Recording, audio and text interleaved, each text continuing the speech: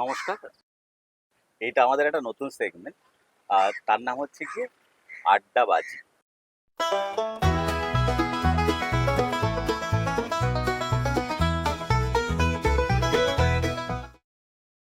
আড্ডাবাজির আরেকটা এপিসোডে আপনাদের স্বাগতম। আমরা রয়েছি এখন হচ্ছে গিয়ে কাশীমিত্র ঘাটে, গঙ্গার পাশে এসেছি। গঙ্গার জলে পাপস্খলন করতে। তো আলোচনা হবে সায়নদার সঙ্গে। আহ, সায়নদা হচ্ছে গিয়ে ফিল্ম ইন্ডাস্ট্রিতে অ্যাজ এ ডিরেক্টর হিসেবে কাজ করে, কিন্তু সেটা নিয়ে আগে একটা এপিসোড আমরা করে ফেলেছি। ফিল্ম ইন্ডাস্ট্রির সব কথাবার্তা নিয়ে আলোচনা হয়ে গেছে। এই আলোচনাটা ফিল্ম ইন্ডাস্ট্রির বাইরে, একটু ধর্ম, আচার আচরণ কেমন হওয়া উচিত সেই সব নিয়ে একটু, আমার কতগুলো কনফিউশন আছে সেইগুলো নিয়ে একটু খানিকটা আলোচনা করব। সব থেকে বড় কথা হচ্ছে কি, এই আলোচনায় আমি অনেক অবান্তর কোশ্চেন করতে পারি। কারণ হচ্ছে কি, আমার সেই মানে অবান্তর কোশ্চেন গুলো আমার অজ্ঞতা থেকে আসবে। আর যাতে বিষয়টা আরো সুন্দরভাবে আপনাদের সামনে, আপনাদের ডাউট গুলো যাতে ক্লিয়ার হয়, তার জন্য আমি ইচ্ছে করেই হয়তো কিছু অবান্তর কোশ্চেন করব, যার উত্তর সায়নদা দেবে। বলো কেমন আছো? প্রথমেই হ্যাঁ, ভালো আছি। একটা কথা বলি যে দেখো, যে বিষয় নিয়ে কথা বলবো সেই বিষয়ে একটা ব্যাপার হয়, সেটা হচ্ছে কথা বলার অধিকারী। হুম, তো আমি কোনো অর্থেই কথা বলার অধিকারী নই, কিন্তু আমি আমার নিজের জীবন দিয়ে যেটুকু বুঝেছি, আমি আমার নিজের যে প্র্যাকটিস আমি রোজ করি, সেই হুম, প্র্যাকটিসের মধ্যে দিয়ে যেটুকু বুঝেছি, সেটা আমার মনে হয় যে সবাইকে জানানোটা দরকার, খুব হুম, দরকার। কারণ সেটা এমন একটা চাবিকাঠি, যে চাবিকাঠিটা দিয়ে আজকের সময়ের অনেকগুলো সমস্যা একসঙ্গে সলভ করে দেওয়া যায়। হুম, তো সেই জন্য এই কথা বলতে আসা, মানে এটা আমার তরফ থেকে আমি জানিয়ে রাখলাম। হুম। কিন্তু আমি চেষ্টা করব, হ্যাঁ অবশ্যই সমস্ত ডাউট ক্লিয়ার করার চেষ্টা করব। এই আমাদের মধ্যে মানে আমাদের যদি প্রথমত বলি, যারা একটু ধর্ম চর্চা করে, ধর্ম চর্চা বলবো, হ্যাঁ ধর্ম চর্চাই বলতে পারি, বা ওই জিনিসগুলোকে একটু মেনটেন করে, কিন্তু হচ্ছে গিয়ে আমরা অনেক বেশি এখন কি ধার্মিক হচ্ছে। মানে আমি তো লাস্ট 10-15 বছরে দেখতে পাচ্ছি লোক অনেক বেশি ধার্মিক হচ্ছে। মানে দেখা যায় আইটি সেক্টরে চাকরি করে, তার ছেলের নামটিও একটি কোনো আদিদেব, হ্যাঁ, আদিদেব তার ছেলে এই এখন। এই এইসব করছে। কিন্তু মানুষ এত ইনটলারেন্স হচ্ছে কেন? মানুষ এত অসহিষ্ণু হয়ে যাচ্ছে কেন? দেখো, তোমার প্রশ্নটা তিনটে প্রশ্ন আছে আসলে, একটা হুম, প্রশ্নের মধ্যে তিনটে প্রশ্ন আছে। আমি একটা একটা করে বলি। হুম, প্রথম, তুমি বলেছো যে যারা একটু ধর্মচর্চা করে, একটু হুম, ধর্মকর্ম করে। এবার এখানে আমার প্রথমেই পরিষ্কার করে নেওয়ার যে ধর্ম বলতে আমরা কি বুঝি। হুম। তুমি ধর্ম বলতে কি বুঝো? আম, আমি আমি যে বিশ্বাসটা করি, সেই বিশ্বাসটা আমার মধ্যে রাখা আর কি, আমি মানে এইভাবে সেটা আমি দেখি তোমায় জিনিসটা। বলছি, বেসিক্যালি একটা রিলিজিয়ান, তাই তো? হুম, মানে একটা কোনো পবিত্র জায়গা, হুম, সেখানে কোনো পবিত্র মূর্তি বা মূর্তিহীনতা, হুম, কোনো পবিত্র গ্রন্থ, তুমি হুম, এটাকেই ধর্ম বলে বোঝো হুম, তো? পৃথিবীতে বেশিরভাগ মানুষই এটাকে ধর্ম বলে বোঝে। হুম। আমি একটু অন্যভাবে এটাকে ব্যাখ্যা করতে চাই। অঞ্জন দত্তের একটা ছবিতে, ছবিটার নাম আমার এই মুহূর্তে মনে পড়ছে না, একটা গানের দলকে নিয়ে ছবি, খুব ভালো ছবি, ম্যাডলি বাঙালি। ম্যাডলি বাঙালি। ম্যাডলি বাঙালিতে অঞ্জন দত্ত একদম সেম ডায়লগ, ধর্ম কি ধর্ম কি, অঞ্জন দত্ত বলছে যে ধর্ম হচ্ছে কাওয়ালি, ধর্ম হচ্ছে ক্যারল, ধর্ম হচ্ছে নাম সংকীর্তন, এই যে শিল্পের বিভিন্নতা, এটাই আসলে ধর্ম। হুম, তো উনি ওনার মতো করে বলেছেন। আমি এটাকে নিয়ে আরো খোঁজ করি যে সত্যি আসলে ধর্ম কি, করতে গিয়ে জানতে পারি যেটা যে আমাদের সামনেই কিন্তু উত্তরটা রাখা রয়েছে, আমরা জানি না।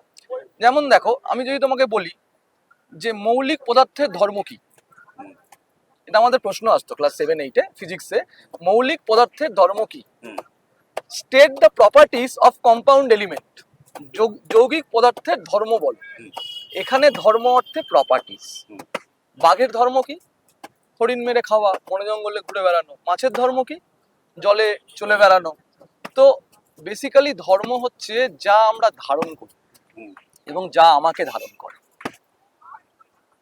সেখানে এই যে আগের যে ধারণাটা ছিল, যেটা পবিত্র স্থান, হুম, একটা পবিত্র মূর্তি বা মূর্তিহীনতা, তার জায়গাটার চেয়েও অনেক বড় জায়গা যে আমি আসলে কি, আমি ভেতরে ভেতরে কি, হুম, এই খোঁজটাই কিন্তু হিন্দু ধর্ম।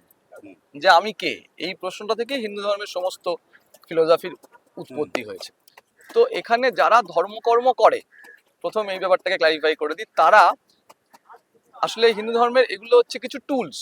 হুম, মানে ধরো তোমাকে অঙ্ক শিখতে গেলে লসাগু গসাগু, হুম, তারপর এই right hand side, left hand side, এই সবগুলো শিখতে হবে, তাহলে তুমি অঙ্কটা শিখতে পারবে। এগুলো টুলস।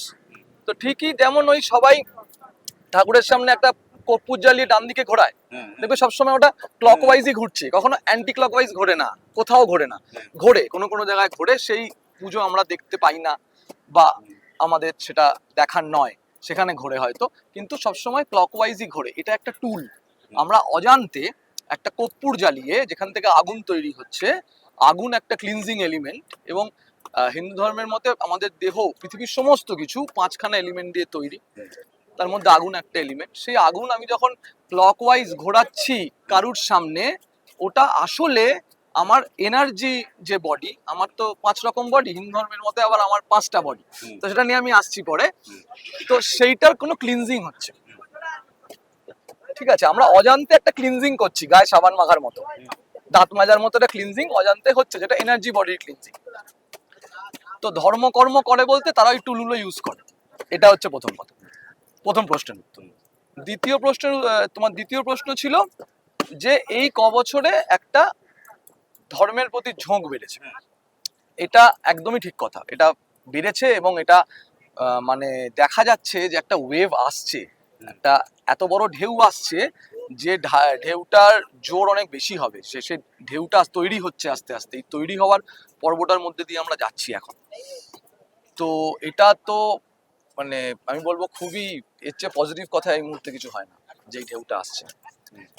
এবং এটা কেউ একজন মানুষ ট্রিগার করেনি, কোথাও থেকে ট্রিগার্ড হয়নি, কোনো পলিটিক্যাল দলও সেইভাবে ট্রিগার করেনি। এই প্র্যাকটিসটা, এই যে ছেলের নাম আদিদেব রাখা হচ্ছে, এই যে হনুমান চালিসা পাঠ করে নিজেকে মানে মনে হচ্ছে যে হনুমান চালিসা পাঠ করলে আমি পিছিয়ে পড়ছি না, আমিও বরঞ্চ এগিয়ে আছি, বরঞ্চ এটা এগিয়ে থাকার একটা লক্ষণ হয়ে যাচ্ছে। এটা বেড়েছে এবং এটা খুব ভালো, কারণ এই যে বিজ্ঞানটা, এই যে ভীষণ পুঙ্খানুপুঙ্খ, ভীষণ ডিটেলড, ভীষণ যুক্তি নির্ভর, ভীষণ বৈজ্ঞানিক একটা বিজ্ঞান, এই বিজ্ঞানটা আমাদের ভুলিয়ে দেওয়া হয়েছিল, বিভিন্নভাবে আমরা ভুলে গেছি। একটা সময় ইসলাম ইনভেডেশন চলেছে ভারতবর্ষে, একটা সময় ব্রিটিশ ইনভেশন চলেছে। তো এই যখন এই সাম্রাজ্যগুলো চলেছে, তখন আমাদের এই সায়েন্সটাকে আস্তে আস্তে করে পারপাসফুলি ভুলিয়ে দেওয়া হয়। তুমি যদি ব্রিটিশদের ইতিহাস দেখো, তুমি দেখবে ওখানে একাধিক কমিশন তৈরি হয়েছে ব্রিটিশদের মধ্যে, যে কমিশনের মূল বক্তব্যটা হচ্ছে যে আমরা এত কিছু করছি এখানে, কিন্তু এখানকার মানুষ কেন খ্রিস্টান হয়ে যাচ্ছে না। কারণ তুমি দেখবে প্রথম ক্রুসেড কিন্তু হয় খ্রিস্টান ধর্মের নিয়ে, খ্রিস্টান ধর্মের এদিক ওদিক নিয়ে প্রথম ক্রুসেড, দ্বিতীয় ক্রুসেড, তৃতীয় ক্রুসেড হয়েছিল। তো এটা প্রচুর ব্রিটিশ কমিটির আলোচ্য বিষয় ছিল, যে কেন এরা ধর্মান্তরিত হচ্ছে না, কেন এরা আমাদের জীবনযাপনটাকে মেনে নিচ্ছে না, আমাদের জীবনযাপনের তো বিস্তর ফারাক, তো কেন মেনে নিচ্ছে না। এই নিয়ে ওরা মানে মানে কমিশন বসিয়েছে, খুব গভীরে গিয়ে ওরা ভেবেছে, সেইভাবে স্কুল তৈরি করেছে, সেইভাবে পড়াশোনার কাঠামো তৈরি করেছে, সেইভাবে সমস্ত কিছু তৈরি করেছে, আমরা ভুলে যাই। কিন্তু এই বিজ্ঞানটা এতটা স্ট্রং, এবং এটার বৈজ্ঞানিকতাটা কোথায়, যে অন্য সমস্ত বিজ্ঞান যেমন কোনো কাগজে, কোনো ফর্মুলায়, কোনো সূত্রে লিখে রাখা আছে, সেইটাকে ফলো করতে হবে, এখানে কোথাও লেখা নেই। বেদ মানে শ্রুতি, ছোটবেলায় পড়েছি, বেদ মানে শ্রুতি, সব মুখে মুখে মুখে মুখে ঘুরে বেড়াচ্ছে। তার ফলে তার কিছু এদিক ওদিক হয়েছে, তার কিছু মানে অতিরঞ্জিত হয়েছে, কোনো কোনো জায়গায় হয়তো স্খলিত হয়েছে, কিন্তু বিজ্ঞানটা রয়ে গেছে, ওই যে আগুন ঘোরানোর মতো। একাদশীর দিন বিধবা পিসিমা ফল খাচ্ছে, এটা কোথাও একটা গিয়ে বিজ্ঞান। একাদশীর দিন আমাদের দেহ ক্লিনজিং হয়, আমাদের দেহ, আমি এটা নিয়েও তোমায় পরবর্তীকালে চাইবো ডিটেলে কথা বলতে, আমাদের দেহ নিয়ে। মানব দেহ একটা অদ্ভুত বিষয়, আমাদের দেহ প্রত্যেক একাদশীর দিন ক্লিনজিং হয়। তুমি যদি খুব সূক্ষ্মভাবে একাদশী পালন করে দেখো, তুমি দেখবে যে ওই দিন খুব একটা খিদে পাচ্ছে না, খুব একটা খিদে মানে না খেলেও মনে হচ্ছে না যে খাই, যদি তুমি 2-3টা একাদশী পালন করে থাকো, এবং তোমার শরীর রেসপন্ড করছে, শরীরের ছোটখাটো রোগ সেরে যাচ্ছে, যেটাকে ওয়েস্টার্ন সায়েন্সও বলে ফাস্টিং করো। সেটাই একটা জীবন ধারণের মধ্যে দেওয়া আছে বিজ্ঞানটাকে। তো সেই বিজ্ঞানটা চর্চা, সেই বিজ্ঞানটার আলোচনা যদি বাড়ে, তাহলে আমাদের শুধু নয়, সারা পৃথিবীর মানুষের জন্য। কারণ আমরা দেখতে পাই এখন যোগা সেন্টার এখানের চেয়ে আমেরিকায় বেশি, যোগা গুরুরা এখানের চেয়ে আমেরিকায় বেশি বিখ্যাত, এবং সেটা আজ থেকে নয়, ওসর সময় থেকে।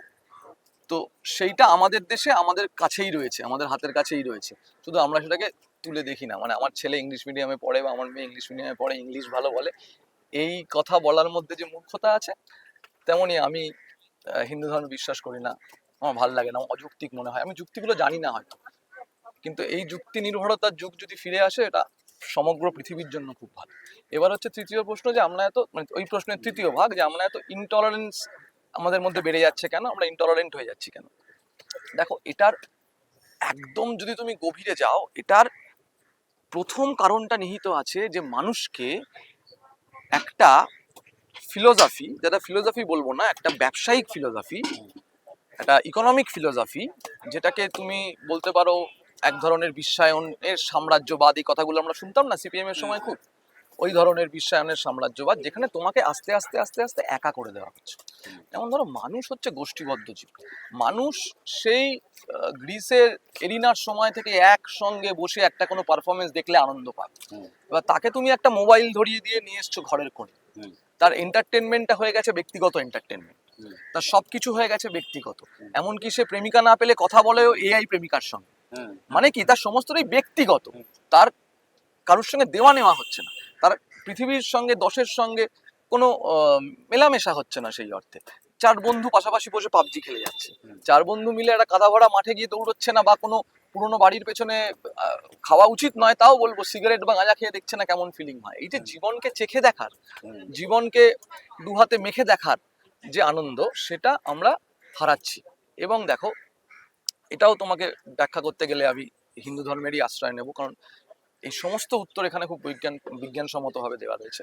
সেটা হচ্ছে যে আমাদের প্রথম যে, এই যে বলছিলাম না ওয়েস্টার্ন সায়েন্স, প্রথম যে জায়গাটাতে আমাদের দু তিনটে জায়গায় ভুল করিয়ে দেওয়া হয়েছে, মহা ভুল করিয়ে দেওয়া হয়েছে, সেই ভুলটা আমরা কাটিয়ে উঠতে পারছি না। যেমন ধরো, আমাদের বোঝানো হয়েছে যে পৃথিবী যে ধরিত্রী মা, আর্থ যাকে বলি আমরা, সেটা একটি জড় বস্তু, তার প্রাণ নেই। তাই তো ছোট থেকে আমরা যে বিজ্ঞান পড়ি, ছোট থেকে আমরা যে সায়েন্স পড়ি, সে সায়েন্সে আমরা কি দেখি, যে পৃথিবী একটা, তার সম্বন্ধে কোনো আলোচনা নেই, সেটা জড় বস্তু, এটা চেয়ার টেবিলের মতো। কিন্তু তুমি যদি গভীরভাবে ভেবে দেখো, আদৌ কি এটা সত্যি? তুমি একটা ভাঙা বাড়ি ফেলে রেখে দাও, 6 মাস পর কি থাকবে তার ভেতরে? গাছে গাছ, লতায় লতা, জল জমে যাবে, সেখানে মাছ চলে আসবে, বিভিন্ন প্রাণ চলে আসবে, আসবে কি না?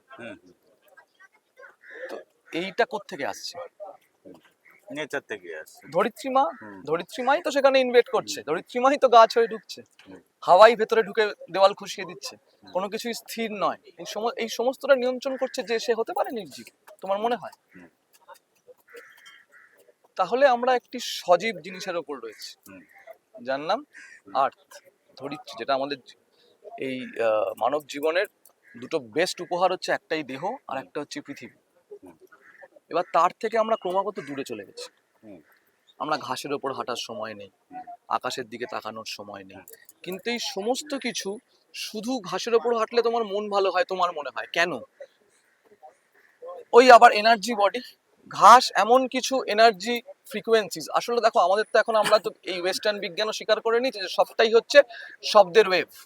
আমরা মহাকাশেও শব্দের ওয়েভ পাঠাই, ওটাই সত্য, এটা তো আমরা স্বীকার করে নিয়েছি এখন ওয়েস্টার্ন সায়েন্সে। তাই যদি হয়, তাহলে ওই ওয়েভ, ওই ম্যাগনেটিক ওয়েভ ঘাসের ওপর দিয়ে হাঁটলে আমার দেহের মধ্যে আসে, এবং তার ফলে আমার দেহের কিছু পরিবর্তন হয়, তো আমার দেহের যেগুলো দরকার সেগুলো দেহ পায়, তাই মনটা খুশি হয়ে ওঠে। এখান থেকে আমরা ক্রমাগত দূরে চলে যাচ্ছি। মানে শুধু ঘাসের ওপর হাঁটা নয়, সমস্ত কিছু। তুমি যেখানে রয়েছো, ধরো আমরা যেখানে রয়েছি, এর 10 কিলোমিটারের মধ্যে আমাদের শরীর খারাপ হলে তার জন্য প্রয়োজনীয় হার্বস 10 কিলোমিটারের মধ্যে রয়েছে, দূরে যেতে হবে। এটা প্রকৃতি মার দেওয়া। তোমার ক্যান্সার হয়েছে, অনেকেই এখন তুমি ইনস্টাগ্রামে দেখবে রিল আছে, ইউটিউবে দেখবে ভিডিও আছে, ক্যান্সার হয়েছে, বিদেশিনী মহিলা 6 মাস 8 মাস গিয়ে হিমালয়ে আছে। সবকিছু ওখানকার ন্যাচারাল, অর্গ্যানিক, এখন যে কথাগুলো আসছে ন্যাচারাল অর্গ্যানিক, তার আস্তে আস্তে সে একটা শুশ্রূষার একটা, মানে তোমার সেরে ওঠার দিকে যাচ্ছে। তার মানে কি, প্রকৃতি আমাদের হিল করে, এবং এটা তো আমাদের ক্ষেত্রে সত্য না, এটা তো গরু, ভেড়া, ছাগল, কুকুর সবার ক্ষেত্রে সত্যি। তারা তো ডাক্তারখানায় যায় না, তাই তো পেট কেটে বাচ্চা হয় না, কিন্তু তারা তো দিব্যি আছে, এবং তাদের তো শরীর খারাপ হচ্ছে এবং সারছে। তার মানে একটা সুপার কনসাসনেস আমাদেরকে নিয়ন্ত্রণ করছে, এবং আমরা সবাই তার তার মানে বলতে পারো আমরা তার কুম্বে, তার জঠরে রয়েছে। সে আমাদের মা, এবং তাকে ক্রমাগত আঁচড়ে গেলেও সে কিছু বলে না, এটা একমাত্র মাই করে। এবং এইখানটা আমাদের ভুল করিয়ে দেওয়া হয়েছে যে আমরা একটা নির্জীব জিনিসের উপর রয়েছি, তার ফলে আমাদের সমস্ত কিছু একটা ভুলের উপর চলছে। বুঝতে পারছি তোমাকে? দ্বিতীয় ভুল দেখো, আমাদের ছোটবেলায় কি বলা হয়েছে, যে মানুষ কিভাবে এলো, গুহায় কিছু মানুষ থাকতো, সেই মানুষরা ছবি আঁকতো নাকি আবার পাতা ফাতা পড়তো। তারা আস্তে আস্তে বাইরে বেরিয়ে এলো এবং তারপর তারা আস্তে আস্তে করতে করতে শিল্প বিপ্লব হলো, তারা অস্ত্রফস্ত্র বানালো এবং শিল্প বিপ্লব হওয়ার পরে তারা সারা পৃথিবী ছড়িয়ে পড়লো। ইংরেজরা আমাদের দেশে এলো, বিভিন্ন দেশে গেল এবং মানব সভ্যতা আস্তে আস্তে এই জায়গায়। এটা কিন্তু পুরোটাই এই ওয়েস্টার্ন এই যে এরাটাকে গ্লোরিফাই করার জন্য।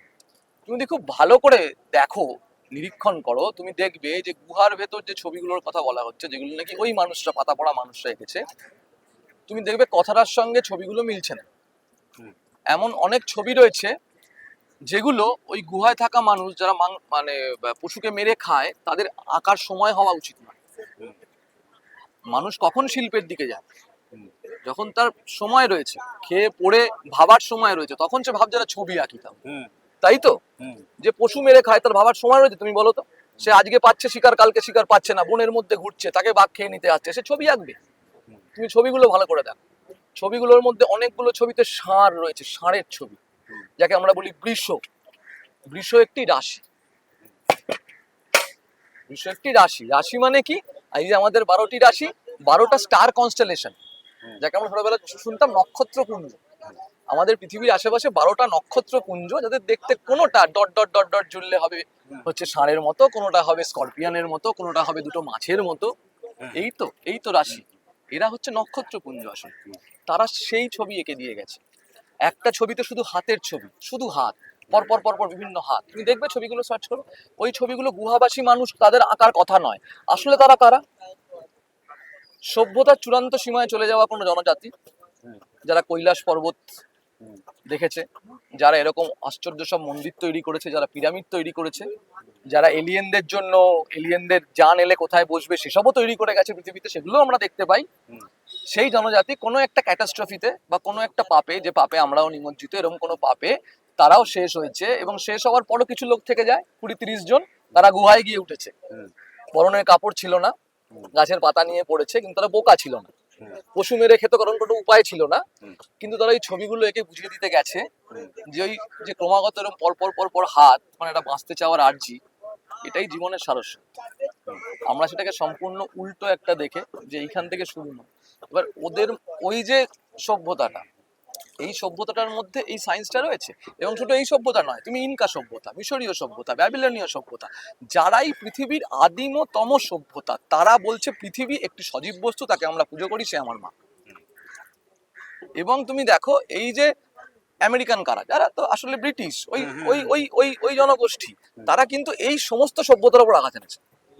এই প্রত্যেকটা সভ্যতা, মিশরীয়, ব্যাবিলনীয়, ইনকা, ভারতীয়, একমাত্র ভারতীয়টা সেই সভ্যতা বা সেই বিজ্ঞান যাকে ভোলানো যায়নি।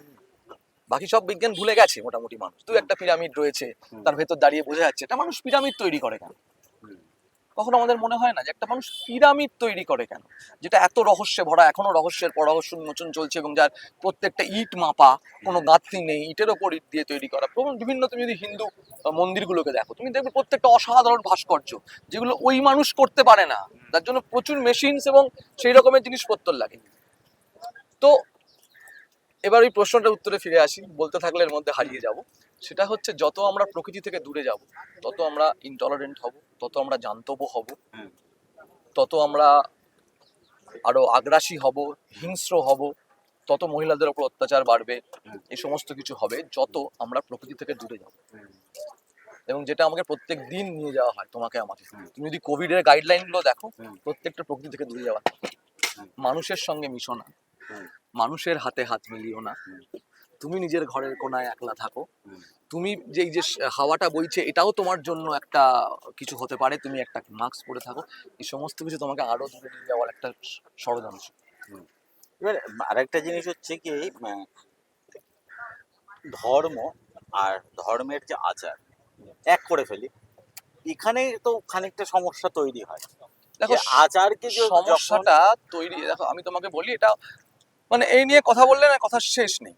হিন্দু ধর্ম হচ্ছে এমন একটি ধর্ম, তুমি দেখবে যে ধর্মটাকে তার মধ্যে থেকেই বিভিন্ন লোক বিভিন্নবার আরো পরিশ্রুত, আরো মডিফাই এবং আরো রিফাইন্ড আরো স্লিক করছে। হুম। যেমন মোবাইল ফোন কি ছিল, আগে ছিল গাম্বাট একটা হুম। মোটরোলা ফোন, আস্তে আস্তে আস্তে আস্তে স্লিক সরু ফোন দুভাগ হয়ে খুলে যাচ্ছে। এই তো আস্তে আস্তে যত জিনিসটা উন্নত হয় তত স্লিক সুন্দর আরো চৌখস হয়ে যায় হয়ে ওঠে।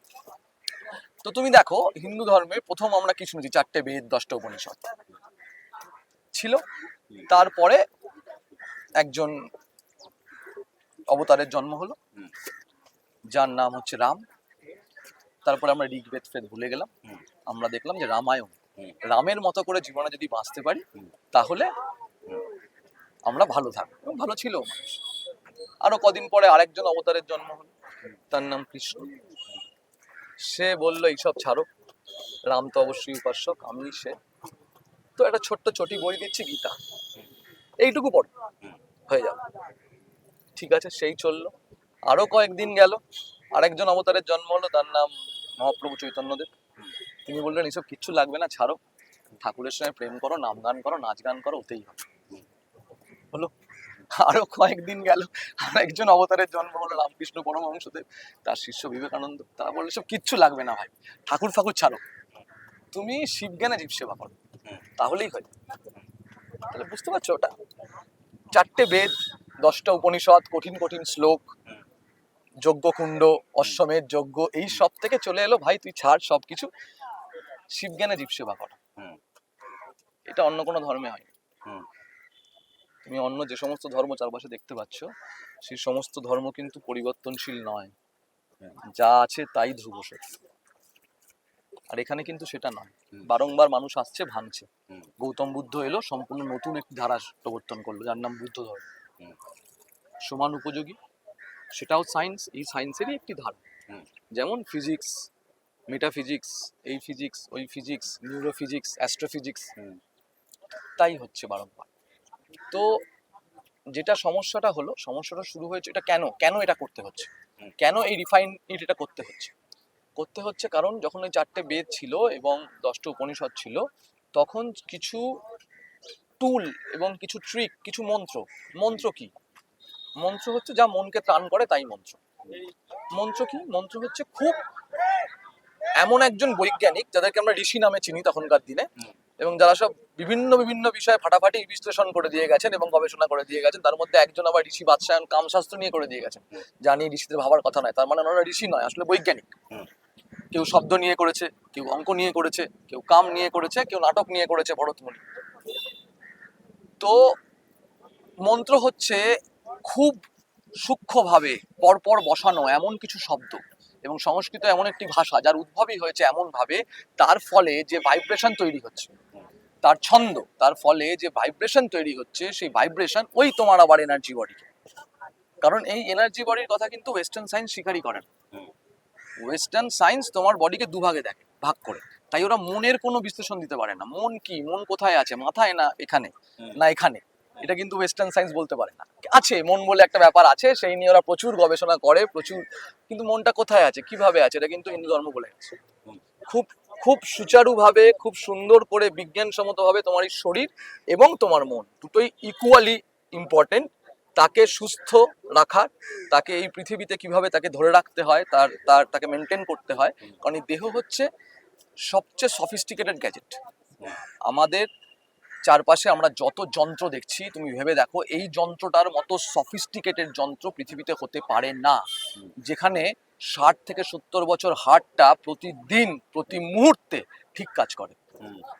একবার ভুল করলে গল্প শেষ, শেষ হয় না কিন্তু সচরাচর গল্প, ঠিক কাজ করে যায় করে যায় করে যায় করে যায়।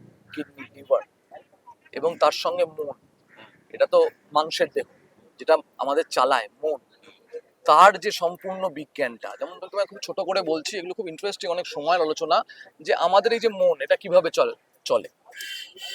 আসলে আমরা এই সায়েন্স জানি না বলে আমরা ইন্টলারেন্সের মধ্যে পড়ে যাচ্ছি। দেখো আমাদের মনে, তুমি যদি ভেবে দেখো, মনে তোমার যত চিন্তা, তোমার মনকে যদি ব্যাখ্যা করার চেষ্টা করি, যত চিন্তা, তুমি দেখবে তাকে মোটামুটি দুভাগে ভাগ করা যায়। একটাকে বলে সংস্কারা, একটাকে বলে বৃত্তি। সংস্কারা কি? একটা দেখবে তোমার মনে এই নদীর মতো চিন্তা স্রোত চলছে, যেখানে কোটি কোটি চিন্তা রয়েছে, ক্রমাগত চলছে, এটা সংস্কার। আর বৃত্তি কি? বৃত্তি হচ্ছে এই নদীর মতো চিন্তা স্রোত থেকে পাঁচটা চিন্তাকে আমরা তুলে নিই, তাদের আমরা ফুলিয়ে ফাঁপিয়ে বড় করি হুম, এবং তাদের মধ্যে পড়ে দিই আমার জীবনে কি হবে, হুম, আমার একটা সুন্দর দেখতে বউ হবে তো, হুম, আমি আমার বাবা মাকে খুশি রাখতে পারবো তো, আমি একটা চাকরি জোগাড় করতে পারবো তো। এগুলো কিন্তু এই কোটি কোটি চিন্তার মধ্যে কয়েকটা চিন্তা, এবং প্রতিনিয়ত তোমার মনে এক্ষুনি যে চিন্তাটা আসছে তুমি ভেবে দেখো, সেটা ওই কোটির মধ্যে তুমি একটাকে তুলে ধরে হাওয়া দিচ্ছ। হুম, এটাকে বলে বৃত্তি। হিন্দু ধর্ম বলছে এই যে সংস্কারা, নদীর মতো চিন্তার প্রবাহ, এটা তুমি জীবন থেকে জীবন তোমার কর্মের মাধ্যমে নিয়ে বেড়াচ্ছ, এটাকে বদল করা যাবে না। হুম, যেটাকে তুমি বদল করতে পারো কোন চিন্তাকে তুমি তুলবে, হুম, বুঝতে পারছো? কি বৈজ্ঞানিক ভাবে আমরা দেখি একজন ধর্ষক এবং একজন যোগী, কোথাও গিয়ে নদীটা কিন্তু একই, হুম, পার্থক্যটা হচ্ছে কোন চিন্তাকে সে তুলে ধরে ফুলিয়ে ফাঁপিয়ে বড় করে তার মধ্যে তার জীবনটাকে নিয়োজিত করছে। তো মনের এই বিজ্ঞানটা আমরা ভুলে গেছি। আমরা ঘুমের ওষুধ খাই, হুম, আমরা বাইরে থেকে চেষ্টা করি দেহটাকে ঠিক করা। এই অসম্ভব ইন্টেলেকচুয়াল এবং এত ফরগিভিং একটা গ্যাজেট, দিনের পর দিন আমি নেশাগ্রস্ত ছিলাম একসময়, দিনের পর দিন নেশা করেছি, আমার দেহ কিন্তু প্রতিশোধ নেয়, বরঞ্চ ভুলে গিয়ে ঠিক হওয়ার চেষ্টা করছে। হুম, তো এই বিজ্ঞানটা থেকে আমরা দূরে যাচ্ছি, এই ধারণাগুলো থেকে আমরা দূরে যাচ্ছি, আমরা ইন্টলারেন্ট হচ্ছি। এবং কিছু স্বার্থান্বেষী মানুষ, যেটা তোমার প্রশ্ন ছিল, যে প্রশ্ন থেকে এখানে এলাম, কিছু স্বার্থান্বেষী মানুষ এটাকে ব্যবহার করছে, সেটা বহুবারই করেছে, তারা ব্যবহার করে বলেই একে পিউরিফাই করতে হয়। হুম, তারা এটাকে ব্যবসার জায়গা করে ফেলে বলেই কখনো রামকে, কখনো কৃষ্ণকে, কখনো রামকৃষ্ণকে আসতে হয়। তো তারা এখনো আছে, তারা আগেও ছিল, এবং তারা পরবর্তীতেও থাকবে, কারণ পুরো পৃথিবীটাই এটা 50-50 ব্যালেন্সে চলছে। হুম, সবকিছুই দেখবে একটা তুলাযন্ত্রের 50-50 ব্যালেন্সে চলছে, এটা না থাকলে এটা থাকবে না, দিন না থাকলে রাত নেই, রাত না থাকলে দিন নেই, শয়তান না থাকলে ঈশ্বর নেই, ঈশ্বর না থাকলে শয়তান নেই, ঘৃণা না থাকলে ভালোবাসা নেই, ভালো। কারণ হুম, পৃথিবীর মজাটাই এই ডায়ালেকটিকে, দ্বৈতবাদে, ডুয়ালিটি হুম, তে মজা পৃথিবী। কিন্তু হিন্দু ধর্ম কি বলছে? হিন্দু ধর্ম বলছে দের ইজ নো ডুয়ালিটি, অহম ব্রহ্মস্মি, আমি ব্রহ্ম, অদ্বৈতবাদ। অদ্বৈত মানে অদ্বৈত, যেখানে দ্বৈত নয়, একটাই, আমি সে। এবং দেখো তুমি যদি খুব ভালো করে ভাবো তুমি বুঝতে পারবে এটা কতটা কিরম ভাবে ফিলোসফিক্যালি সত্যি। আচ্ছা তুমি আমায় বলো সমর, যে কানের দুল, হুম, মাথার টিকলি, নাক ছাবি আর গলার হার, এগুলো আসলে কি? সোনা। সোনার যদি এগুলো সব কটা হয় সোনা, এগুলো ভেঙে গেলে কি থাকে? সোনা। মা আবার নতুন জিনিস গড়িয়ে নেয় ওটা দিয়ে, তাই তো? একদম। পৃথিবীটাও তাই, আমরা জানি পৃথিবীর ভরের পরিবর্তন হয় না, পৃথিবীর মাস পরিবর্তিত হয় না, তার মানে কেউ যায়ও না কেউ আসেও না, হুম, ফর্ম চেঞ্জ হয়।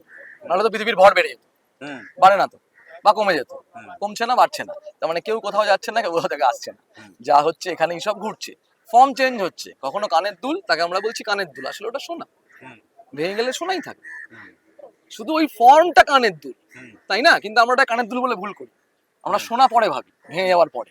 হুম, এই জীবনটাও তাই, আসলে সবটাই তিনি, বা আমি তিনি, অহম ব্রহ্মস্মি। এই পার্সপেক্টিভ থেকে যদি দেখতে শুরু করো দেখবে ইনটলারেন্স কোত্থেকে আসবে তোমার। যদি আমি সে হইতে চারপাশে সবও তো আমি, হুম, তো সবই তো আমার, যাকে মারি সেও আমি, যে মরে সেও আমি। হুম, তাহলে একদম গভীরে ইনটলারেন্সকে সরাবার বিজ্ঞান যেখানে আছে, সেটাকে অস্বীকার করা হয়েছে বিভিন্ন কারণে, ব্যবহার করা হয়েছে, সেটাকে ভুলভাবে ব্যবহার করা হয়েছে বিভিন্ন কারণে, তার জন্য একটু পলি জমেছে। কিন্তু ওই যে তুমি বললে না যে একটা ঢেউ আসছে, এবং যেটা আমি তোমাকে বললাম যে এই ঢেউটা যখন সবচেয়ে গ্রেটেস্ট ফর্মে আসবে তাকে সামলানো মুশকিল হবে, যার স্বপ্নই বোধহয় বিবেকানন্দ, সুভাষচন্দ্র বোস। আমাদের এটাও খুব মনে রাখা দরকার যে আমরা বাঙালির আধ্যাত্মিকতা স্পিরিচুয়ালিটি নিয়ে যদি কথা বলি, তাহলে যেমন রামকৃষ্ণ বিবেকানন্দর কথা বলতেই হয়, তেমন তার কথা বলতেই হয়, তার নাম সুভাষচন্দ্র বোস। এই আমাদের ভারতবর্ষের আধ্যাত্মিকতা ইতিহাস বা ভারতবর্ষের এই যে বিজ্ঞানটা সম্বন্ধে আমরা আলোচনা করছি, এর সম্বন্ধে যদি জানতে হয়, নেতাজি সুভাষচন্দ্র বসুর কথা না বলা হলে সেটা একেই আমরা ভদ্রলোকের সঙ্গে প্রচুর বেইমানি করছি। হুম, মানে আমাদের মতো ট্রেটার বোধহয় উনি আর পৃথিবীতে পেতেন না, যারা হচ্ছে আমরা বাঙালি জাতি। তো আমাদের এখন বিশেষ করে তার কথা খুব বলা উচিত, কারণ আমরা এই পাপস্খলন একমাত্র এইভাবেই করতে পারবো। নেতাজির তুমি যদি খুব ছোট বয়সের লেখা চিঠিপত্র পড়ো, তুমি দেখবে খুব ছোট বয়স থেকে উনি এই বিজ্ঞানটার প্রতি ভয়ঙ্কর আকর্ষণ ওনার দেখা গেছে। এবং এই যে মন্ত্রসিদ্ধ কিভাবে হয়, হুম, মন্ত্রসিদ্ধি কি, এটা উনি শুধুমাত্র যে জেনেছেন তা নয়, উনি তো ভীষণ স্টুডিয়াস ছিলেন, প্রচন্ড। তখনকার দিনে গুগল ছিল না, কিন্তু উনি প্রচুর বই পড়তেন এবং উনি এটা গভীরভাবে জেনেছেন, শুধু নয় উনি প্র্যাকটিস করেছেন।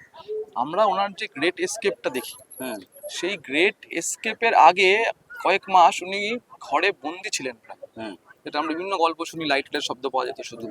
সেই সময়টা ওনার বিভিন্ন লেখাপত্র যদি তুমি স্টাডি করো তুমি বুঝতে পারবে উনি একটা সাধনার মধ্যে দিয়ে যাচ্ছে। হুম এবং যেই সাধনারই বই প্রকাশ আমরা দেখেছি ওই স্ফুরণ, হুম এবং যে স্ফুরণ ওই 1945-এর প্লেন দুর্ঘটনায় এখন তো হয়নি, এটা সবাই জানে। হুম এখন তো আর ওই কভার আপের কোনো মানেই হয় না। এবং তার পরবর্তীকালে যাকে বলা হচ্ছে নেতাজি, হুম যাকে নিয়ে সবচেয়ে বেশি আলোচনা হয়, ফৈজাবাদের গুমনামি বাবা, ধন্যবাদ। তার চিঠিপত্র যদি তুমি পড়ো এবং যদি কিছু ইতিহাস তুমি স্টাডি করো, তুমি দেখবে যে এক মহামানবের সম্মুখীন আমরা হয়েছিলাম যাকে আমরা চিনতে পারি। হুম বাংলাদেশ মুক্তিযুদ্ধের সময় মানিক শর অর্ডার ছিল, মানে মানিক শকে ইন্দিরা গান্ধীর অর্ডার ছিল খুলনা পর্যন্ত যাবে, তারপর যাবে না। হঠাৎ করে মানিক শ গিয়ে পুরো বাংলাদেশ স্বাধীন ঘোষণা করে দিল, এবং মানিক শ যেত উত্তরপ্রদেশে ফৈজাবাদে দেখা করতে, ওনার সঙ্গে তার ইতিহাস রয়েছে। শুধু তাই নয়, দলাই লামা একবার টিবেট থেকে পালিয়ে ইন্ডিয়া চলে এসেছিল। হুম চাইনিজরা দলাই লামাকে হুম হুম নজরবন্দি করে রেখেছে। সেই সময় দলাই লামা নিজেও লিখছেন এবং একজন আমেরিকান সাংবাদিক, তিনি ওই সময় ছিলেন টিবেতে, তিনিও লিখছেন। জেনারেল মহাকাল বলে একজন আসে, হুম যে নিজের পরিচয় দেয় জেনারেল ডেথ বা জেনারেল মহাকাল।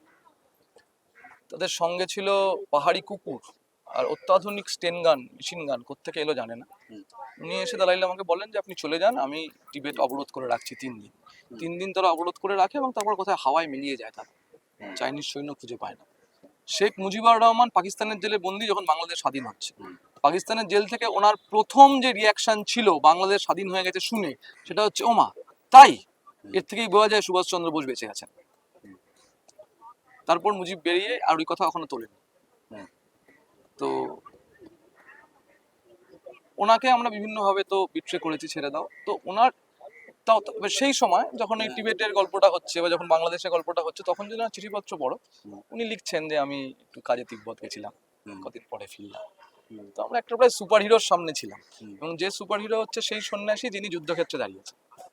এবং এক্ষেত্রে রামকৃষ্ণ মিশনের যারা আছেন তারা খুব একটা গল্প বলেন। ওনাদের একজন খুব প্রখ্যাত মহারাজ, নামটা আমার এই মুহূর্তে মনে নেই, তিনি সেই সময় বেলুড় মঠে ছিলেনও না, তিনি ছিলেন অন্য কোনো মঠে। সেই সময় তিনি রাত্রিবেলা ঘুমিয়ে ঘুমিয়ে একটা স্বপ্ন দেখেন যে বেলুড় মঠের দিকে একজন সেনার পোশাক পরাকে এগিয়ে আসছে, স্বপ্নে দেখছেন উনি। এবং উনি স্বপ্নের মধ্যেই, সাধু তো, দৌড়ে গিয়ে গেটের সামনে বলছেন এই কে তুমি সেনার পোশাক পরে বেলুড় মঠের দিকে আসছো, এবং তখন দেখেন যে স্বামীজি, স্বামীজি সেনার পোশাক। তো উনি এই স্বপ্নের মধ্যে জিজ্ঞেস করেন যে স্বামীজি এ আপনার কি পোশাক? তো তখন স্বামীজি বলেন যে তুই জানিস না আমি তখন এই পোশাকেই। এবং সেই সময় কিন্তু ফৈজাবাদ দিয়ে, তখনকার ভারতের ইতিহাস দেখলে দেখা যাবে যে সেই ভদ্রলোক গুমনামি বাবা সে আসছে, উত্তরপ্রদেশের বিভিন্ন জায়গায় তাকে দেখা যাচ্ছে। তো আমি এর মধ্যে কোনো পারলৌকিক কোনো অত্যাশ্চর্য ঘটনার কোনো রেখা টানছি না। এমনি সুভাষ বসু বিবেকানন্দের প্রতি ভয়ঙ্কর ইনক্লাইন ছিলেন। বিবেকানন্দকে উনি মানে আদ্যপান্ত গুলে খেয়েছেন বলা যায়, এবং এই বিজ্ঞানটা উনি চর্চা করেছেন। এবং আমাদের অত্যন্ত মানে সেই লেভেলে পৌঁছেছেন এরকম সন্ন্যাসীদের মধ্যে কিন্তু বিবেকানন্দ একজন, এবং সুভাষচন্দ্র বসু একজন, যেমন লাহিড়ী মহাশয় একজন, পরমহংস যোগানন্দও একজন। এরা সবাই বাঙালি, এরা সবাই বাঙালি, এবং এরা পৃথিবী জয় করেছে এই এই এই বিজ্ঞানের দ্বারা। বিবেকানন্দ শুধু নয়, পরবর্তীকালে পরমহংস যোগানন্দ যোগা সেন্টার বানিয়েছেন আমেরিকাতে। তার গুরু, লাহিড়ী মহাশয়, মহাফতার বাবাজি। এই এই গল্পগুলো আমি তোমাকে বলছি, এটা খুব সাধারণ উদাহরণ দিয়ে বলছি, তুমি বুঝতে পারবে। আমাদের চোখের সামনে যেগুলো রয়েছে না, সেগুলো একটা গল্পের মোড়ক। এই যে মূর্তিগুলো, 10 হাতের মা, এই যে বাবা বাকছাল পরে বসে আছে, এগুলো একটা গল্পের মোড়ক। যেমন ধরো এই কোনো তারের মধ্যে দিয়ে, এই যে আমাদের পুরো পৃথিবীতে একটা বৃহৎ সবচেয়ে ডমিনেটিং শক্তি কি? তড়িৎ শক্তি, ইলেকট্রিক্যাল যে এনার্জি, যেটা তারের মধ্যে দিয়ে প্রবাহিত হয়, এবং যার জন্য কোথাও গিয়ে প্লেন ওড়ে, যার জন্য চাকা ঘোরে, যার জন্য পৃথিবীর সবচেয়ে বড় বড় ইন্ডাস্ট্রিজ চলে। তো সেই তড়িৎকে কেমন দেখতে আমরা জানি? জানি না। আমরা একটা ধারণা করে নিই, এরকম এরকম এরকম করে যায়, একটা ঝিকিমিকি ঝিকিমিকি বিষয়, একটা ধারণা মাত্র। কেউ তাকে ছুঁয়ে যে দেখতে গেছে সেখানেই গণ, তাকে দেখা যায় না, ছোঁয়া যায় না, তাকে শেষ করা যায় না। তেমনি এটাও একটা শক্তি, এবার তুমি ধরো একটা বড় 440 ভোল্টের একটা ইলেকট্রিকের পোস্টের সামনে গেলে, সেখানে তুমি কি দেখবে? একটা ছবি আঁকা রয়েছে একটা খুলির, আর দুটো মানে মানুষের হাড় দুটো তলায় দেওয়া এবং তলায় লেখা ডেঞ্জার। তার মানে কি বিদ্যুৎকে দেখতে ওরকম নয়? তার মানে কি বিদ্যুৎ ওরকম? ঠিক এখানে ওই 10 হাতের মূর্তি, বাকছাল পরে বাবা বসে আছে, বা বিভিন্ন গল্প, বিষ খেয়ে নীলকণ্ঠ হলেন মহাদেব, এই গল্পগুলো সব রূপকের মোড়কে বলা। সমুদ্র মন্থন, এই যে সমুদ্র মন্থনের গোটা গল্পটা সমুদ্র মন্থিত।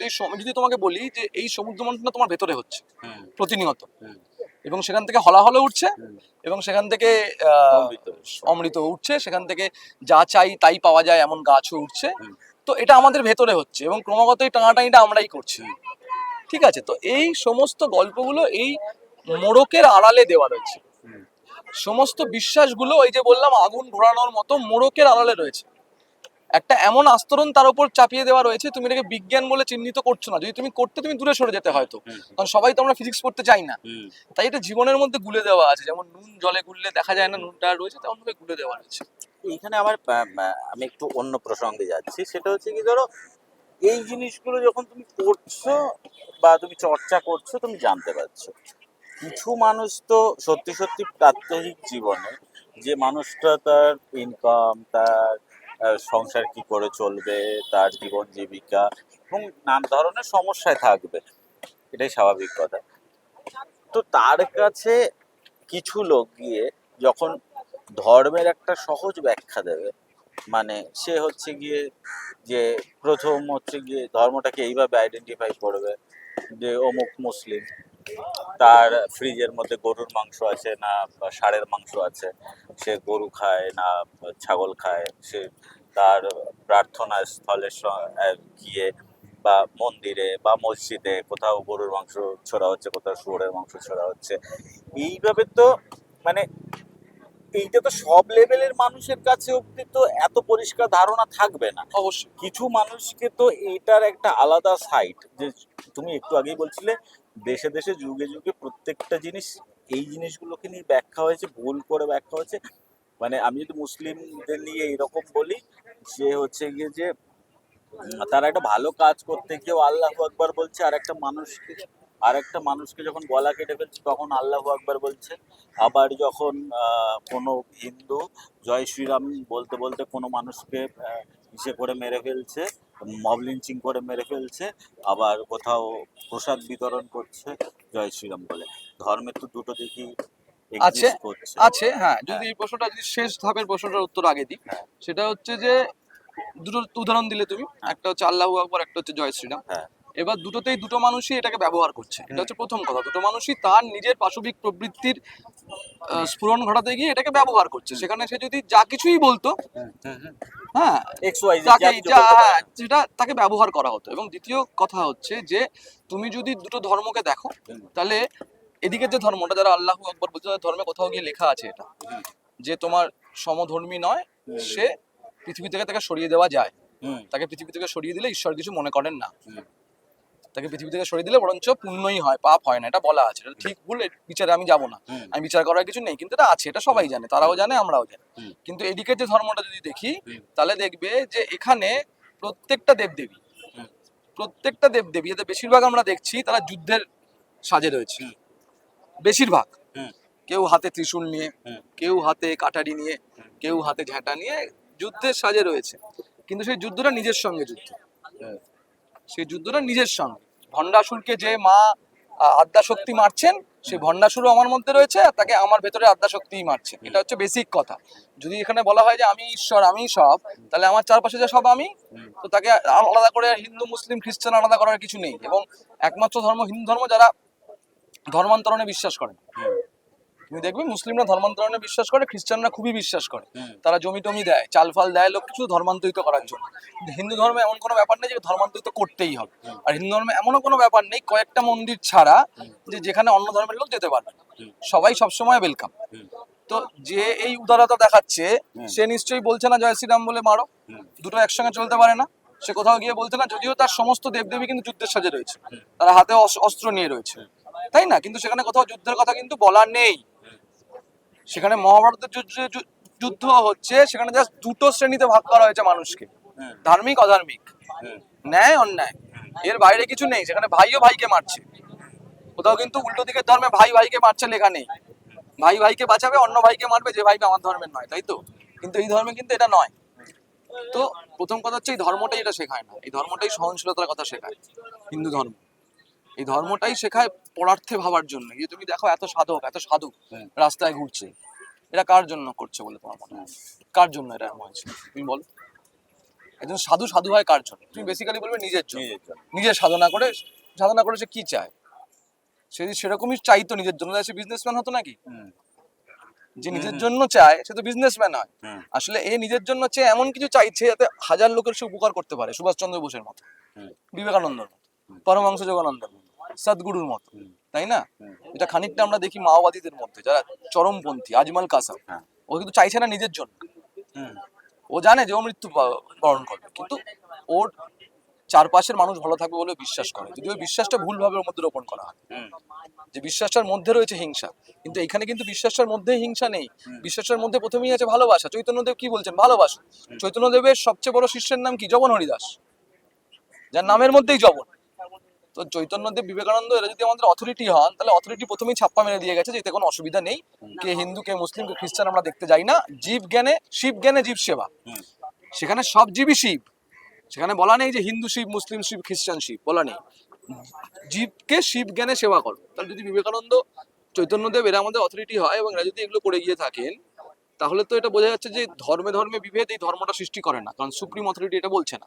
যারা করছে তারা নয় রাজনৈতিক স্বার্থান্বেষী আর না হলে ব্যক্তিগত স্বার্থান্বেষী, তারা নিজেদের স্বার্থেটাকে ব্যবহার করছে।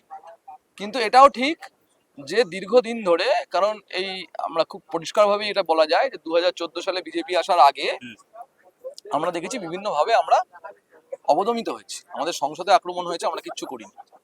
বিভিন্নভাবে ওয়াকফের মতো বিভিন্ন অন্যায্য বিল পাস হয়েছে, আমরা কিচ্ছু করতে পারিনি। একটা ধর্মকে তোষণ করা হয়েছে, এটা গান্ধীজিও করেছেন, এটা সবাই জানে এখন।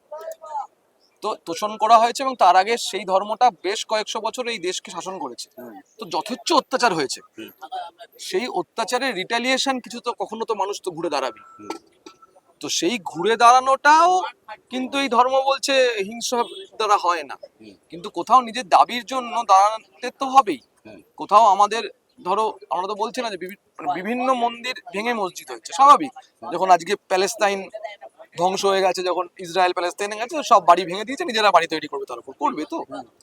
আমাদেরও এখানে হয়েছে, একাধিক মন্দির ভেঙে বিভিন্ন মুসলিম আর্কিটেকচার তৈরি হয়েছে, কিন্তু তিনটে জায়গার কথা বলা হয়েছে, তিনটে মেন জায়গা।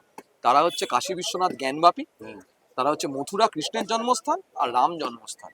এই তিনটে জায়গা শুধু চাওয়া হয়েছে, এটা ঘুরে দাঁড়ানো, এটা নিজের অধিকার দাবি করা, আর কিছু নয়। এবং এই তিনটে জায়গা কেন বলা হয়েছে? বিশেষ কিছু মন্দির এমনই জায়গার উপর তৈরি করা, জায়গাটা স্থান মাহাত্ম্য রয়েছে, হুম, যে জায়গাটায় বিশেষ কোনো শক্তির একটা স্ফুরণ ঘটছে।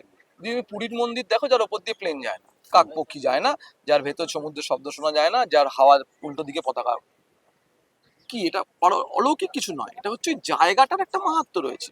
হয় না, আমরা কোনো সময় বাড়ির সামনে দেখি এমন একটা গলি যেখানে সারাক্ষণ হাওয়া বয়, আমরা বলি হাওয়া গলি, এরকম গলি আছে না? হুম, এমনই বাড়িগুলো হয়েছে যে হাওয়াটা সবসময় ওখান দিয়েই যায়। হুম, তো এরকম স্থান মাহাত্ম্যে কিছু জায়গা রয়েছে, হুম, সেখানেই কামাখ্যা মন্দির, সেখানেই তোমার কাশী বিশ্বনাথ মন্দির, সেখানেই কেদার মন্দির। না হলে ওই মানে দুর্গম জায়গায় গিয়ে কেদারের মন্দির করার কোনো দরকার ছিল না, ওটা তো সমতলেও হতে পারত। কেন ওখানে? কারণ এই জায়গাটার একটা মাহাত্ম্য রয়েছে, ওই জায়গাটার মধ্যে কিছু বিশেষ এনার্জির প্রবাহ রয়েছে, যে কারণে এই বেশ কিছু হিন্দু মন্দিরে মেয়েদের মেনস্ট্রুয়েশনের সময় ঢোকা বারণ। সেটা অন্য কোনো কারণ নয়, কারণটা হচ্ছে ওই সময় তোমার শরীর থেকে রক্ত ক্ষরিত হচ্ছে, তারপরে তুমি ভালনারেবল, তোমার গায়েটা যা কেটে রয়েছে। এই কাটা অবস্থায় তুমি হসপিটাল যাবে, এখানে প্রচুর ব্যাকটেরিয়া ভাইরাস ঘুরছে, হুম, ইনফেকশন হওয়ার ভয় থাকবে, যাবে না তো, না? হুম, সুস্থ হয়ে যাবে, ঠিক তেমনই বলছো এই সময়টা এসো না, এমন এনার্জি ফ্লো হচ্ছে যে তোমাকেও সেই এনার্জি ব্যাড এফেক্ট দিতে পারে। হুম। এই জন্যই এটা। এবার পুরো বিষয়টাকে যদি একটু এবং আমরা তোমায় যদি বলি যে খাওয়া দাওয়ার বিষয়টা যদি তুমি বলো, একটা তুমি জানো রামকৃষ্ণ মিশনে যারা হুম, মাছ মাংস সব কিছু কলেজে খায়। বা স্কুলে পড়ে, তারা তো খায়, খেতেই হয় ছাত্রদের। এই যে পতঞ্জলি যোগসূত্র, পতঞ্জলি ঋষি যে যোগসূত্র দিয়ে গেছেন, শরীরকে, শরীর এবং মনকে নিয়ন্ত্রণ করার, তার রাশ নিজের হাতে রাখার যে চাবিকাঠি, সেখানে কিন্তু কোথাও লেখা নেই, আয়ুর্বেদে কোথাও বলা নেই যে মাংস খেও না। হুম, বরঞ্চ অনেক আয়ুর্বেদিক ওষুধ মাংসের সঙ্গে খেতে হয়, টাইগার মিট দিয়ে খেতে হয় এমন আয়ুর্বেদিক ওষুধ আছে যে তোমায় টাইগার মিট দিয়েই খেতে হবে। কিন্তু যদি তুমি মেডিটেট করতে চাও, যদি তুমি নিজেকে জানতে চাও, যদি তুমি নিজের গভীরে ঢুকতে চাও, সেটা কখনো মাংস খেয়ে হবে না। মাংস খেলে তোমার শরীরে এনার্জির যে ফ্লো, তুমি দেখো খুব সহজভাবে এটাকে ব্যাখ্যা করা যায় কেন। যে মুরগিগুলো খাঁচা থেকে বেরোচ্ছে, তাদেরকে মেরে দেওয়া হচ্ছে, তো ছটফট করছে করছে, তো তার মানে তারা বুঝতে পারছে কেন তাদেরকে বার করা হচ্ছে। এবার দেখো আজকে যদি তুমি আম্বানি হেঁটে আসে, আম্বানিকে দেখলে বুঝতে পারবে আম্বানি বা বড়লোক ঘরের লোক, কেন বুঝতে পারবে? তার দেহে এমনই হরমোনস বা এমনই তার দেহের গঠন কাঠামো খড়িত হয় ভেতরে এনজাইমস, যে তার মধ্যে একটা সুখী ব্যাপার রয়েছে। ঠিক তেমনই ঠেলাওয়ালাকে দেখলেও তুমি বুঝতে পারবে যে জীবন দুঃখে, তার চেহারায় তার প্রভাব পড়ে।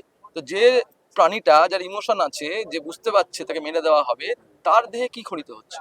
বিষ। সেই বিষটা আমরা কেটে কুটে বাড়ি নিয়ে এসে রান্না করে খাচ্ছি। তো সেটা খাওয়ার ফলে তোমার এনার্জি বডি এমন থাকবে না যে তুমি মেডিটেট করতে পারো।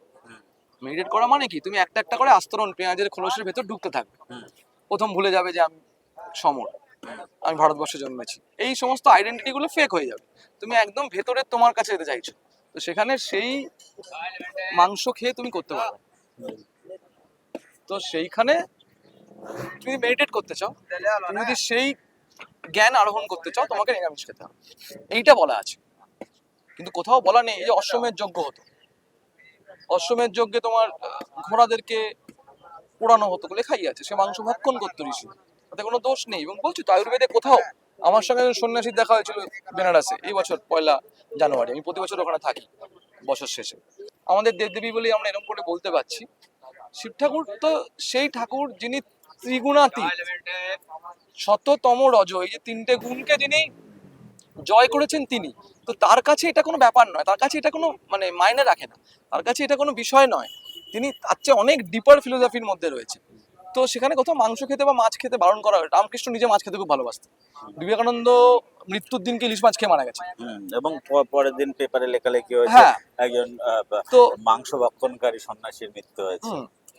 তো কিছু যায় আসে না এতে, এতে যায় আসে না। উনি যেই সময়টা নিয়ে সাধনা করেছেন তখন উনি পালন করেছেন এবং সেই সিদ্ধ হয়েছেন এবং সিদ্ধি অর্জন করেছেন, তারপরে এটা ওনার কাছে রিলেভেন্ট হয়ে গেছে, তাই না? একটা সময় যখন তুমি ক্লাস 7-8-এ পড়তে, স্কুলে হাফ প্যান্ট পরে যাবে না ফুল প্যান্ট পরে যাবে, এই নিয়ে মনে দ্বন্দ্ব ছিল যে আমি এত বড় হয়ে গেছি হাফ প্যান্ট পরে যাবো। আজকে কিন্তু তোমার হাফ প্যান্ট পরে বাইরে বেরোতে লজ্জা করে না, এটা ইমমেটেরিয়াল হয়ে গেছে তোমার কাছে, ওটা তোমার ইমমেটেরিয়াল, এটা যায় আসে না। ঠিক তেমনই এটা, তুমি যদি শুরু করতে চাও, তুমি যদি এইটা জানতে চাও, তোমার সাময়িক নিরামিষ খেতে হবে, কারণ তুমি মেডিটেশন ছাড়া, ধ্যান ছাড়া এটা জানতে পারবে, নিজেকে জানা যাবে। তো সেটা যেতে গেলে তোমাকে এটা করতে হবে। আর যদি তুমি না চাও, সাধারণ জীবনযাপন করতে চাও, তুমি সাধারণ জীবনযাপন করো, কিন্তু সেটাও একটা, তারও একটা মাপকাঠি এই বিজ্ঞানে দেওয়া রয়েছে। যেমন তুমি জানো যে বাঘের ক্যানাইন টিট কথা 16টা, আমাদের 2টো, কুকুরের 4টে। ক্যানাইন টিট দিয়ে আমরা মাংস ছিঁড়ে খাই, তাই তো? তো প্রকৃতি সেই ভাবেই দিয়েছে যেইভাবে খাওয়ার পরিমাণটা নির্ধারণ করা উচিত। বাঘ যদি শুধু মাংস খায় 16খানা ক্যানাইন টিথ নিয়ে, আর কুকুর যদি 4টে ক্যানাইন টিথ নেয়, আর যদি 2টো হয়, তাহলে সপ্তাহে 1 দিন মাটন, যেটা আমরা একার দিনে আমাদের চলতো, সেটা ঠিক ছিল।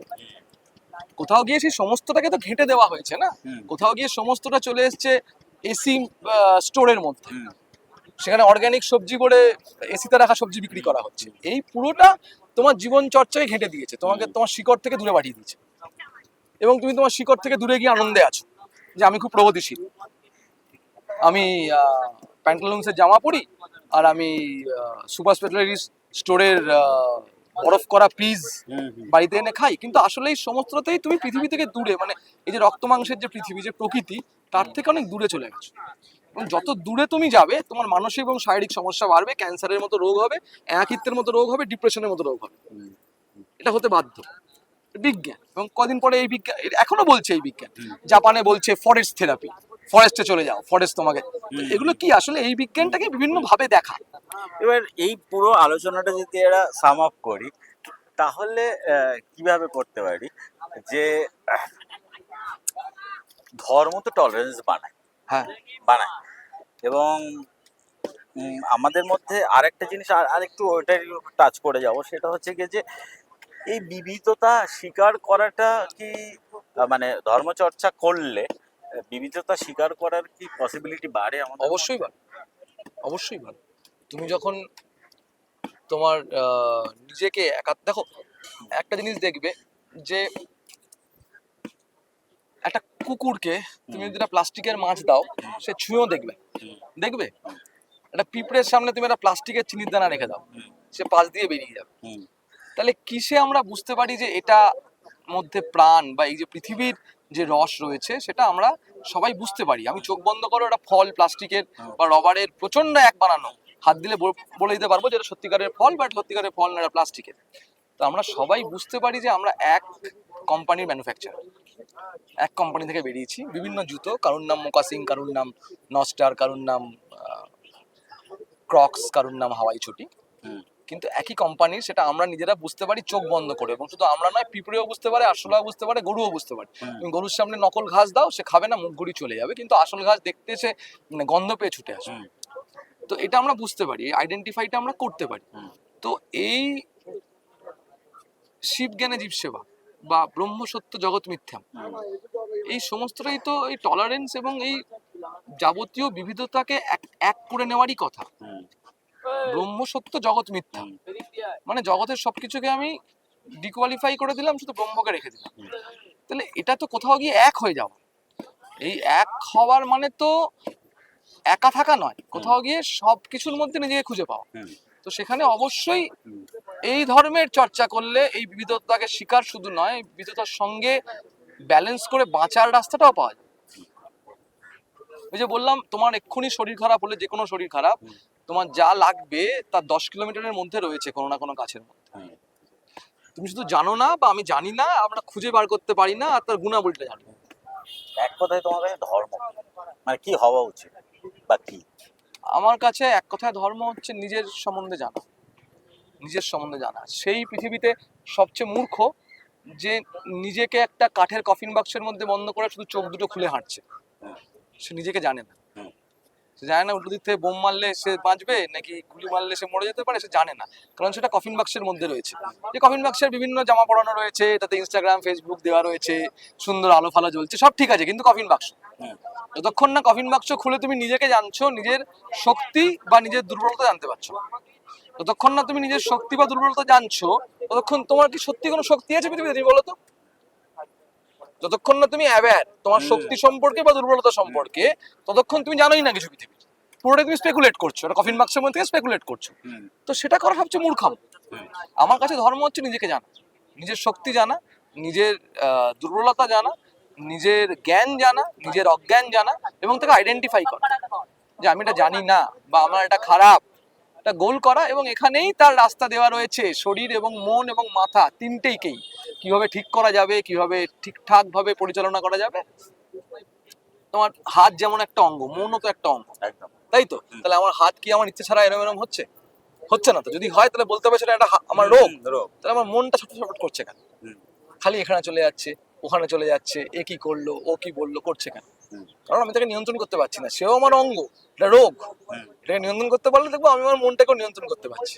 তখন পৃথিবীতে অনেক কিছু ইজি হয়ে যাবে, তাই না? যদি আমার মনটাকে, আমাদের সবচেয়ে বড় শত্রুকে আমার মন, অমুকের এটা হলো তাও তোর হলো না কেন, অমুক এটা করতে পারছিস তুই করতে পারছিস না। যদি আমি মনের সঙ্গে প্রিফেন্ড হয়ে যাই, যদি মন বলে আচ্ছা ঠিক আছে ঠিক আছে ভাই, অল ইজ ওয়েল, ওকে কুল, কোনো সমস্যাই নেই, সাধুর মতো বসে থাকবো ঘাটে, তাই না? তো এটাই বিজ্ঞানটার মজা। তো আমার কাছে ধর্ম নিজেকে জানা, আমার কাছে ধর্ম নিজেকে জানা এবং নিজেকে একটা শুদ্ধতার জায়গায় নিয়ে যাওয়া, শরীর মন এবং কর্মের দিক থেকে। ঠিক আমরা বা আমি যে কোয়েশ্চেন গুলো প্রিপেয়ার করে এসেছিলাম মোটামুটি সবগুলোই আলোচনা করে ফেলেছি। তো এখানে আলোচনার ইতি টানবো। আর এই আলোচনা তো একদিনে শেষ না, হওয়ার না, না। একটা সময়ের শেষ হ্যাঁ। হওয়ার না। এইটা যখন লোকের সামনে আসবে, লোকে কোয়েশ্চেন করলে আরো কি কি হ্যাঁ, হ্যাঁ। উত্তর হতো। বিভিন্ন আমরা আর প্রত্যেকটা বিষয় নিয়ে আলাদা আলাদা করে হ্যাঁ, কথা বলতে পারি, যে হ্যাঁ, প্রত্যেকটা বিষয়, এই শরীর, হ্যাঁ, এই পৃথিবী, হ্যাঁ, কিছু অভ্যেস, আহার, হ্যাঁ, নিদ্রা, হুম, প্রত্যেকটা নিয়ম, প্রত্যেকটার বেনিয়ম কি কি হতে পারে, সমস্ত কিছু আছে নোটেড, সেগুলো নিয়ে আলোচনা যে করা যেতে পারে। আলোচনা করে একটা আরো আরো ফার্দার যে আর সেগুলো জায়গায়, হ্যাঁ, বেরোবে সেগুলো নিয়ে এটা জানা আলোচনা দরকার, এটা কোথাও গিয়ে আমাদের সবার জানা দরকার। হুম, এবং যদি আমরা সত্যি যুক্তিপূর্ণ সঠিক সোর্স থেকে জানতে পারি, হুম, ভুলভাল অঙ্কের স্যারের কাছে না পড়ি, তাহলে অঙ্কটা ভালো লাগবে। হুম, আর অঙ্কটা ভালো লাগানোর মতো করে তৈরি করা। আর যদি অঙ্কটা ভালো না লাগে, শুধু মনে হচ্ছে অঙ্ক করতে বলছে আর হোমওয়ার্ক করতে বলছে, কোনো মজা নেই, তাহলে বুঝতে হবে স্যারটা ঠিকঠাক নেই হুম, বা ভুল কোচিং এ গিয়ে পড়েছি। তখন একটু নিজেকে প্রশ্ন করতে হবে যে আমি কি ঠিক কোচিং এ রয়েছি, বা কোচিং চেঞ্জ করলে কি ভালো হতে পারে, বা স্যার বদলালে কি ভালো হতে পারে। যদি ভালো হয় তাহলে স্যার বদলান, হুম, কিন্তু জানুন যুক্তিপূর্ণ ভাবে, এটা আমার মনে হয়। জানলে সেই মজাটা পেয়ে গেলে দেখবেন পৃথিবীটা যেভাবে আমরা বাঁচছি তার চেয়ে বোধহয় আনন্দ দুঃখ সবকিছুর একটা আলাদা সংজ্ঞা আছে, এবং সেটা অনেক মজার, হুম, অনেক লাইফ তার মধ্যে অনেক ভালো থাকা, যেন আমরা বলি না যেমন 90s এর কিডসরা কি ভালো ছিল সেই দিনগুলো, হুম, সেটা নিজের মনের মধ্যে সেই জগৎটা তৈরি করা যায়, এবং প্রত্যেকে নিজের মনের মধ্যে সেই জগৎ তৈরি করলে একদিন জগৎটা ওরকম হয়ে যায়। হুম, হুম, কারণ আসলে ব্রহ্ম সত্য, জগৎ মিথ্যা, হুম। এটা আদি শঙ্করাচার্য বলেছেন। তো দেখা হবে অন্য কোনো আড্ডায়। তো আজকের আড্ডাটা থেকে যেটা আমি মোটামুটি একটা জিনিস বুঝতে পারলাম, সেটা হচ্ছে কি বিশ্বাসের উপর সব জিনিসটা দাঁড়িয়ে। মানে আমি যদি পৃথিবীতে আমি যা কিছু পেয়েছি সবটাই বিশ্বাস থেকে পেয়েছি। হ্যাঁ, পৃথিবীতে আমি যা কিছু পাইনি সেটা বিশ্বাস থেকেই পাইনি। এবং কিন্তু খুব মজার একটা, শেষ করার আগে খুব মজার একটা তোমার জিনিস বলি, হ্যাঁ, এটা ভাবলে তুমি বুঝতে পারবে সবকটা বৈজ্ঞানিক সত্য। তুমি এমন কিছু কল্পনা করতে পারো যেটা তুমি কোনোদিন দেখোনি বা শোনোনি বা জানো না। তুমি স্বর্গ কল্পনা করো, হুম, কি দেখছো তুমি? তুমি কি দেখবে? তুমি দেখবে চকলেটের গাছ। হুম, এবার তুমি চকলেট দেখেছো, গাছও দেখেছো, হুম, বা দেখলে আগুনের নদী, হুম, আগুনও দেখেছো, নদীও দেখেছো। মানে আমরা এমন কিছু কল্পনা করতে পারি না হুম, যেটা আমরা কোনোদিন দেখিনি বা শুনিনি বা যার সম্বন্ধে জানি না, এমন জিনিস কল্পনা আমরা করবো কি করে? একদমই তাই। এবার আমরা প্রত্যেকে মনে মনে ভাবি আমরা কি কি কল্পনা করি, হুম, কত দূর খারাপ এবং ভালো আমরা কল্পনা করি, তার সবকিছু এক্সিস্ট করে, হুম, করে বলেই আমরা কল্পনা করতে পারি, নাহলে পারতাম না করতে। একদম। তো এইটা আসলে এই বিশ্বাসটা হুম, মানে হচ্ছে আমাদের একটা এই যে যন্ত্রটা, এর একটা ম্যানুয়াল আছে, হুম, সেট করা ম্যানুয়াল আছে, যেটা আমরা জানিও প্রত্যেকে। সেই ম্যানুয়ালটা আমরা ভুলে যাচ্ছি প্রতিদিন। এই ম্যানুয়ালটাকে ঠিকঠাক করলে দেখবো এই জীবন, চারপাশ এবং পৃথিবীটা অনেক সুন্দর। তো চলুন দেখা হবে অন্য কোনো আড্ডাতে। তো আমাদের চ্যানেলটার নাম হচ্ছে গিয়ে আড্ডাবাজ, আর আমাদের শোটার নাম হচ্ছে আড্ডাবাজি। আহ, তো এইরকম আলোচনা আপনারা আরো কি কি শুনতে চান, কোন কোন বিষয় নিয়ে আরো কথা বলা যেতে পারে সেগুলো লিখে পাঠান। আমরা চেষ্টা করব মাসে অন্তত একটা দিন সায়নদাকে নিয়ে বসে এই বিষয়গুলো নিয়ে আরো ডিটেলসে যাওয়ার। আজকে তো একটা ওভারঅল আলোচনা হলো। নমস্কার, ভালো থাকবেন, ভালো রাখবেন।